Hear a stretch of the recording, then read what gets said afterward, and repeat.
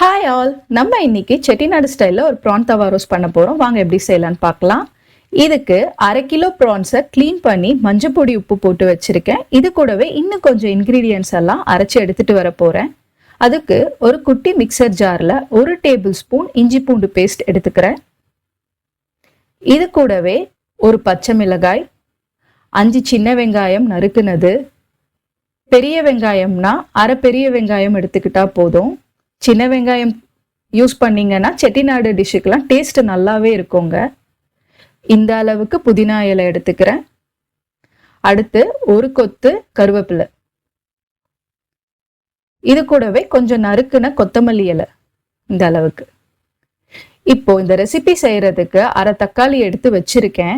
அதுல இருந்து 2 துண்டு மட்டும் அரைக்கிறதுக்கு ஜார்ல ஆட் பண்ணிக்க போறேங்க. கட் பண்ணி எடுத்துக்கலாம். இந்த 2 துண்டு தக்காளியை அரைச்சி எடுத்துக்கலாம். மீதி அப்படியே இருக்கட்டும், வதக்கும் போது யூஸ் பண்ணிக்கலாம். இப்போ மிக்சியில் பல்ஸ் மோட்ல 3ல இருந்து 4 வாட்டி அரைச்சா போதுங்க. கொரன்னு தான் இருக்கணும். ரெடி ஆயிடுச்சு. இந்த அளவுக்கு தான் டெக்ஸ்சர் இருக்கணும். இப்போ இதை சேர்த்துக்க போறேன் ப்ரான்ஸோட. நான் அரை லெமனை ஜூஸ் எடுத்து ஆல்ரெடி வச்சிருக்கேங்க, அதையும் இது கூடவே சேர்த்துக்கிறேன்.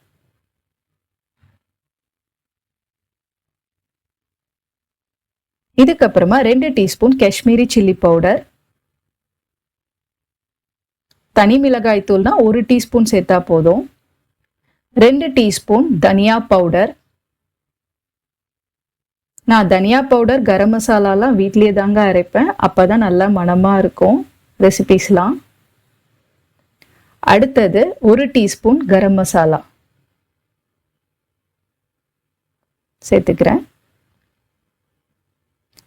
இதுக்கப்புறமா 1 டேபிள் ஸ்பூன் ஃபுல்லா குழம்பு மிளகாய் பொடி, நம்ம வீட்டில் யூஸ் பண்றோம்ல டே டு டே லைஃப்ல குழம்பு வைக்கிறதுக்கு, அந்த குழம்பு மிளகாய் பொடி 1 டேபிள் ஸ்பூன் ஃபுல்லா எடுத்துக்கிறேன்.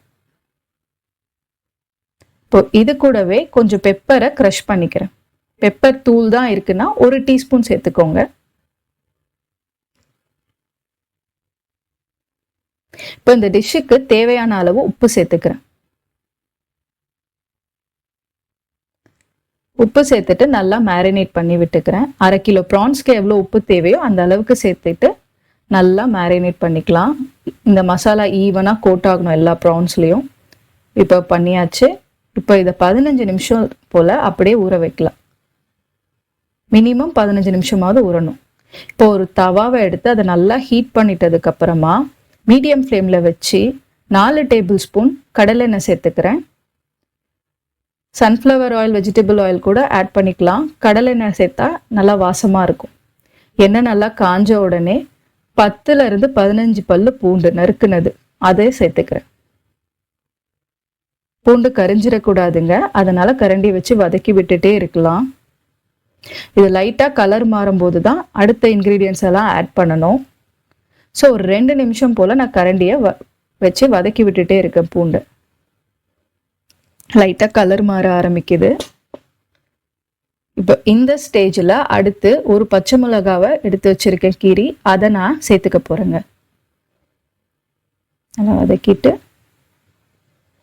பச்சை மிளகா 1, 15 சின்ன வெங்காயம் நீட்டு வாக்கில் நறுக்கினது சேர்த்துக்கிறேன். பெரிய வெங்காயம்னா ஒரு மீடியம் சைஸ் பெரிய வெங்காயம்.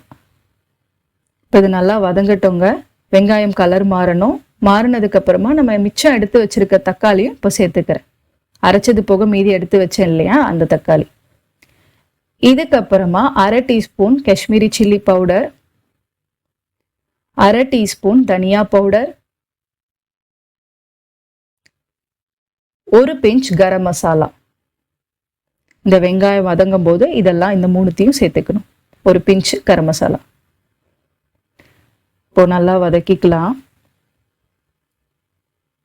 சில்லி பவுடரோட பச்சை வாசனை போகணும், அது வரைக்கும் ஒரு 2 நிமிஷம் போல வதக்கிக்கோங்களேன். அடுத்தது நம்ம ஊற வச்சிருக்கோம் இல்லையா, அந்த ப்ரான்ஸை ஆட் பண்ணிக்கிறேன். இப்போ இந்த ப்ரான்ஸும் ஆனியனும் நல்லா மிக்ஸ் பண்ணி எடுத்துக்கிறேங்க.